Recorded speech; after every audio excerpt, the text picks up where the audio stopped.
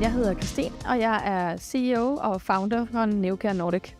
I Neocare Nordic udvikler vi Carefold, som er et produkt, som skal gøre det nemmere at håndtere og flytte for tidligt fødte børn over til hud-mod-hud kontakt med deres forældre.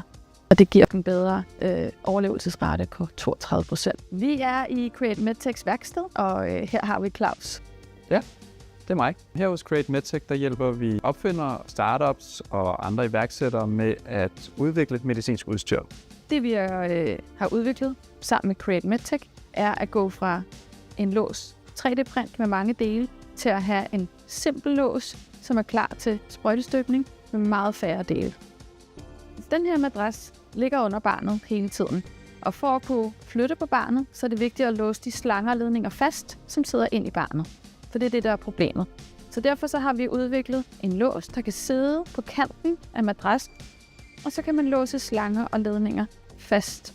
Når vi kommer lidt op i skala og ligesom Neocare Nordic skal ud og sælge til en masse forskellige steder og hospitaler, så er det vigtigt, at vi har et rigtig god holdbarhed og 2 rigtig god kost og 3 hurtig assembly. Så noget af det, vi kommer frem til, det er noget, der ser sådan her ud. Den kan ikke gå i stykker, fordi den ikke har alle de her dele. Før var der nogle fjedre inde i, som lige pludselig kunne poppe af og så videre. Nu sidder den der. Vi er gået fra en 11-12 dele, tror jeg, i alt, til at have 5 dele i alt. Så samlingstiden er gået fra noget hen imod 20 minutter ned til under 3 minutter. Vi er også på en reduktion i kostpris på over 80%. Og det er jo uvurderligt, altså fordi der er ikke nogen virksomhed, hvis der ikke er en god business case på det.